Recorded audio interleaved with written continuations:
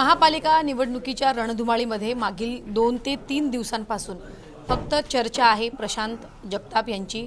आज त्यांनी काँग्रेसमध्ये पक्षप्रवेश केलेला आहे। राष्ट्रवादी शरदचंद्र पवार पक्षाला त्यांनी ऐन निवडणुकीच्या तोंडावरती सोडचिठ्ठी देऊन आज त्यांनी पक्षप्रवेश केलेला आहे काँग्रेसमध्ये। सध्या ते आपल्यासोबत बोलण्यासाठी आहेत, आपण त्यांच्याशी बातचीत करूया। पुणे आणि पिंपरी चिंचवडमध्ये दोन्ही राष्ट्रवादी एकत्रित निवडणूक लढवणार याबाबतची जेव्हा तुम्हाला माहिती मिळाली का तशा प्रकारच्या घडामोडी घडायला लागल्या तेव्हा तुम्ही पक्षामधून बाहेर पडण्याचा निर्णय घेतला आणि तुमचा निर्णय तुम्ही पक्षश्रेष्ठींना कळवलं। शरद पवार किंवा त्यांच्या नेत्यांची सुरुवातीपासून अशी भूमिका होती की स्थानिक निवडणुकीमध्ये स्थानिक नेते जे निर्णय घेतील, कोणासोबत जायचे कोणासोबत नाही जायचे, तोच निर्णय पक्षश्रेष्ठी मान्य करणार आणि त्यानुसार आघाडी आणि युती होणार। तुम्ही पक्षश्रेष्ठींना कळवलेलंच असेल की अजित पवारांसोबत युती नको आहे, तर तुमचं ऐकलं नाही का? या संदर्भात एक तर मुळात राष्ट्रवादी काँग्रेस पार्टीमध्ये मी तब्बल 26 वर्ष 6 महिने 14 दिवस काढलेत।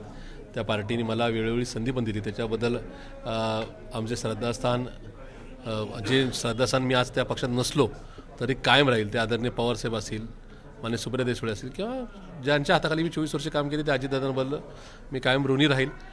त्यांनी मला वेळोवेळी संधी दिली, त्याचबरोबर माझ्या भागांनी पण नका मला प्रचंड मतदान केलं म्हणून पक्षाने सुद्धा माझा विचार केला।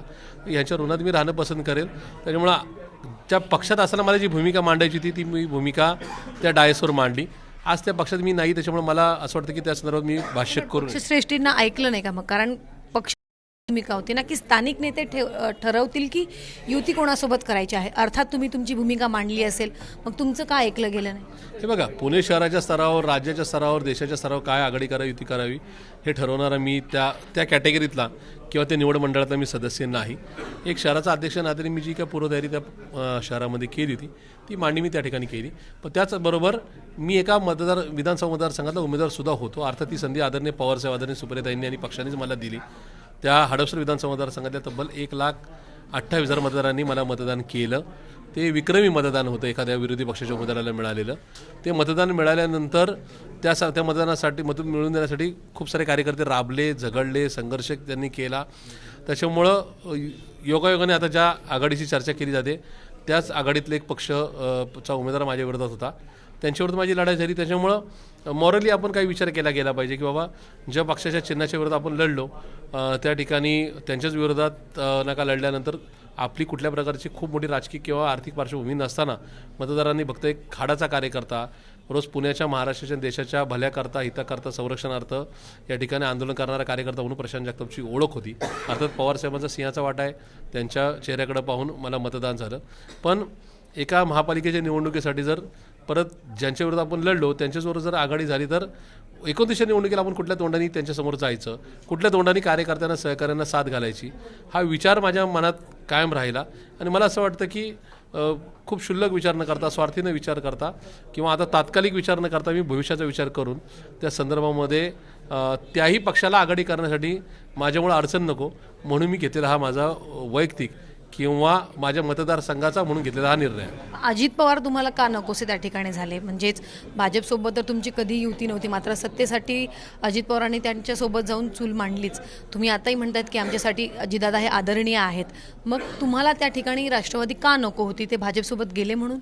हे का, पहिली म्हणजे हात जोडून माझी एक विनंती राहील की पवार कुटुंबियामध्ये सन्मान्य पवारसाहेब जे माझं श्रद्धास्थान काल होतं, आज आहे आणि माझ्या अखेरच्या क्षणापर्यंत नक्की राहील। त्याच्यामुळे मी त्या पक्षात नसलो तरी श्रद्धेमध्ये कुठं कमी होणार आहे। त्यामुळे आदरणीय पवारसाहेब, आदरणीय सुप्रियाताई सुळे आणि मान्य अजितदादांबद्दल अजित पवार का नको ट्विस्ट करू नये। सन्मान्य अजितदादांच्या हाताखाली मी 24 वर्ष कामकाज केले, त्यांनी मला वेळोवेळी संधी दिली। ते मी आज वेगळे असलो तरी त्यांनी माझा कधी अपमान केला नाही किंवा कुठं काय चुकीचं भाष्य वापरलं नाही। पण त्यावेळेस त्यांच्याहून बाजूला होण्याचा निर्णय हे ते भाजपबरोबर गेल्यामुळेचा माझा निर्णय होता की साहेबांचा पुरोगामी विचार आणि साहेबांची साथ द्यायची आणि ती सुद्धा भाजपच्या मनोवादी विचाराच्या विरोधात ती लढाई होती। आता जी आघाडी होती ती कुठल्या कारण होती त्याचं मला काय कल्पना नाही, त्याच्यावर मला आता भाष्य करायचं नाही कारण की मी त्या पक्षातच नाही। त्याच्यामुळे सन्मान्य अजितदादांच्याबद्दल माझी कुठली ॲलर्जी किंवा कुठली नकारात्मक भूमिका असं चित्र बिलकुल रंगवण्यात येऊ नये। मी विरुद्ध पवार कुटुंब, मी विरुद्ध अजितदादा असं चित्र रंगू नये।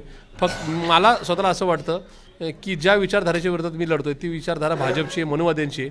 तिथं कुठं नका प्रत्यक्ष अप्रत्यक्ष त्या विचारधारेच्या बरोबर जाऊ नये असं मला वाटलं, म्हणून मी हा घेतलेला निर्णय. पण जेव्हा चर्चा सुरू होत होती त्यांच्यासोबत जायची तेव्हा तुम्ही त्या चर्चेत सहभागी नव्हते का? तुम्हाला सहभागी करून घेतलं नव्हतं? नाही, त्या चर्चेत मला सहभागी व्हायचं पण नव्हतं आणि मी झालं सुद्धा नाही.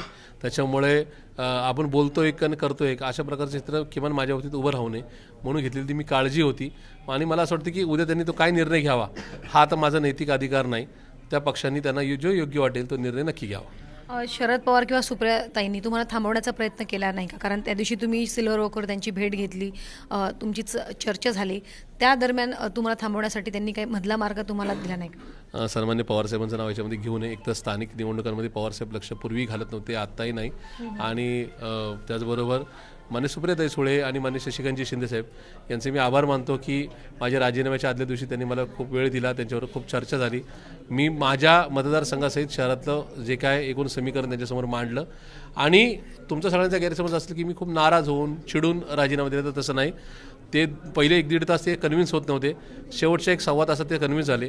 3 तासाच्या चर्चेमध्ये त्याच्यामध्ये त्यांचं असं म्हणणं होतं की प्रशांत तुम्ही थोडा व्यापक विचार करा किंवा अजून आघाडीची चर्चा पुढे चालली. पण या संदर्भात मी त्यांना नम्रपणे सांगितलं. त्याच्यामुळं त्यांनी खूप प्रेमाने मला दिलेला हा निरोप समारंभ आहे.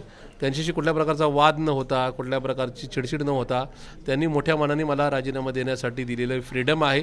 उद्यासुद्धा मान्य पवारसाहेब, मान्य सुप्रियाताई सुळे, मान्य अजितदादा कधी कुठल्याही कार्यक्रमात सार्वजनिक ठिकाणी मला भेटतील तर मी त्यांना आदरपूर्वक नमस्कार करूनच त्या ठिकाणी त्यांना भेटेल. किंवा पवारसाहेबांचे तुम्ही नक्कीच त्या 16 जानेवारीला निकालामध्ये विजय झाल्यानंतर पदस्पर्श करायला जाईल.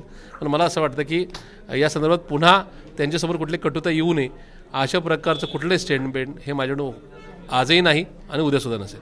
तुम्हाला उद्धव ठाकरे यांच्या पक्षाकडनं देखील ऑफर होती असं कळतंय, सोबत शिंदे गटाकडनं सुद्धा तुम्हाला ऑफर होती. मग तुम्ही काँग्रेसचीच ऑफर का स्वीकारली किंवा काँग्रेसमध्ये येण्याचाच का निर्णय घेतला? आणि उद्धव ठाकरे यांनी तुमच्याशी फोनद्वारे संपर्क साधला तर तुमचं बोलणं काय झालं आणि का नक्की तुम्ही त्या ठिकाणी? सन्मान्य उद्धवजी साहेबांचे मी मनापासून आभार मानतो की त्यांनी माझ्यासारख्या एक सामान्य कार्यकर्त्यावर फोनवर चर्चा केली. अर्थात त्याचं त्या गोष्टीचं श्रेय मान्य आमदार सचिन भाऊ अहिर यांना सुद्धा दिलं पाहिजे. त्यांच्या प्रयत्नामुळे ही चर्चा झाली. त्यांच्याकडून कुठली ऑफर नव्हती. तर त्या ठिकाणी शहराच्या आणि राज्याच्या परिस्थितीवर एक राजकीय परिस्थितीवर एकूणच सांगोपांग चर्चा झाली. आणि त्याच्यानंतर तुम्हाला जर इच्छा असेल तर माझ्या पक्षाबरोबर तुम्ही काम करा अशा प्रकारची त्यांनी सूचना केली. त्याच्यामुळं कधीतरी माझी बायोग्राफी लिहिली जाईल त्यास मी स्वतः त्याच्यामध्ये नमूद करेल की माझी एक सोनेरी आठवण आहे की त्यांच्याशी फोनवर बोलणं झालं. पण अर्थात पूर्वीपासून माझा विचार हा काँग्रेसी विचार असल्यामुळं काँग्रेसच्या 135 वर्षाचा इतिहास लक्षात घेता, पुणे महाराष्ट्र देशाच्या समोरची मोठी आव्हानं लक्षात घेता मी या ठिकाणी काँग्रेसमध्येच जावं अशा प्रकारचा माझा ठाम विचार होता आणि मी या ठिकाणी आलेलो आहे. नक्कीच धन्यवाद आमच्याशी बातचीत केल्याबद्दल. व्हिडिओ जर्नलिस्ट प्रकाश सह सीमा आढे, झी 24 तास, मुंबई.